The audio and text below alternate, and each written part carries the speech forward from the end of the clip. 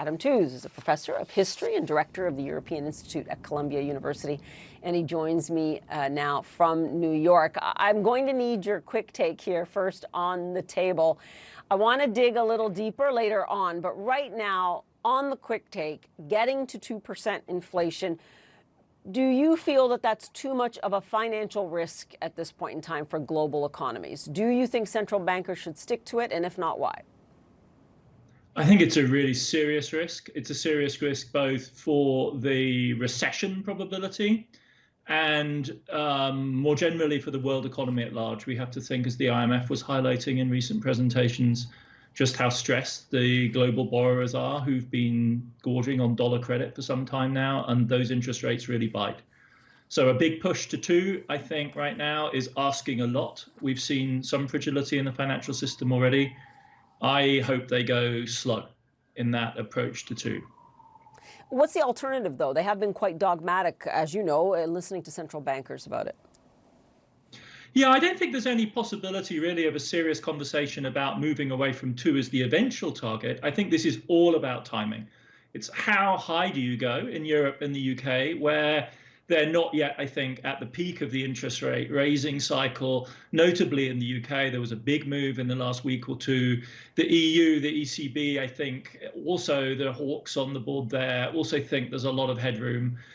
That's the one question. The other one is how high and how long do they keep the rates at that kind of level?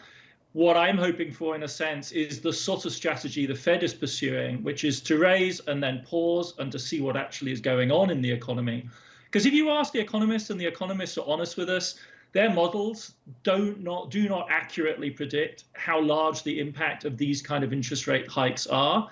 We simply don't know. The econometric modeling is quite ambiguous on this point. And so given that this is a historic hike, especially in its global extent, there's a good reason, I think, for proceeding cautiously. Yeah, and hopefully it might mitigate the risk to those global economies. I want to quote you here, your quote: "If you are truly interested in finding a better balance between capitalism and democracy, the one thing you should be about is alternatives, even when it comes to inflation." So in terms of digging deeper into that, are you saying that not just financial stability, that democratic stability could be in jeopardy if they go too fast to maintain that 2% target?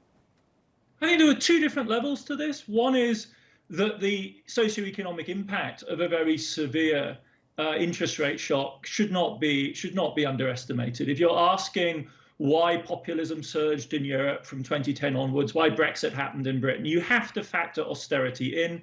And the interest rates hikes of the current moment are austerity by another name. Andy Haldane had a great column in the FT where he said, ex of the Bank of England, where he said, this is austerity again. It's just monetary austerity. So that's one element. It's the real socioeconomic damage. America right now should be celebrating its hot labor market, the fact that labor market participation of African Americans and whites has converged for the first time in history. We should be celebrating that rather than treating it as a problem. And the second level is about the nature of democratic debate.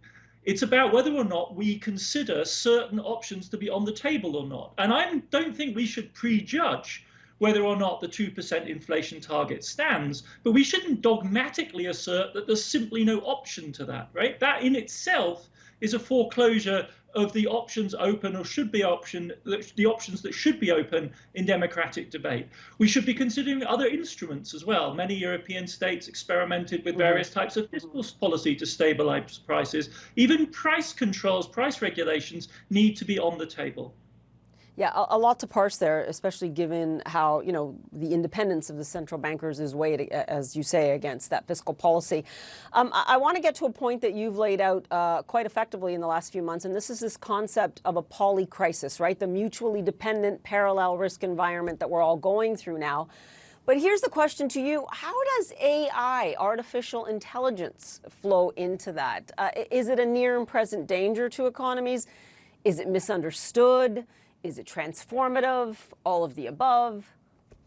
I think to connect it back to the conversation we're having, the real issue there is jobs, jobs, jobs, jobs, jobs. Does AI in the medium term pose a very serious risk to white-collar labor markets, routine white-collar work of different types? And if that is the case, and I think there is a reason to think that it does, then the question going forward is, how do we maintain that employment? Where do we find those jobs? And the answer there is investment and various types of growth. And this is the other reason, I think, to be worried about a severe interest rate hike and a form of monetary austerity. Because that growth that we want, the innovation that we want, that requires investment, and interest rates throttle that. It's one of the ways that monetary policy acts. So this will be the way, I think, in which those two problems are interconnected. AI may be a huge boon. I mean, if it doesn't cure cancer in the next 5 years, we should be disappointed, right? It's allowed us to unlock the structure of proteins. I mean, it's an incredible breakthrough at that level. But what we do have to be concerned about are the bread and butter issues like employment. Those depend on investment, and investment in turn is linked to interest rates. So we shouldn't disconnect these options up and get so focused on the inflation target that all our other priorities, in a sense, disappear from the table. Yeah, and I really appreciate you linking that back. You know, it was the fall of 2019 that I first heard off the record one of the leaders of one of the largest investment banks in the world saying this is an issue on the table, the issue of jobs, jobs, jobs, and how governments actually mitigate for all the lost jobs coming in AI. The pandemic interrupted a lot, and it will continue to foster debate on these issues. Adam Tooze, thanks so much. Really appreciate it. Pleasure. Thank you for having me on.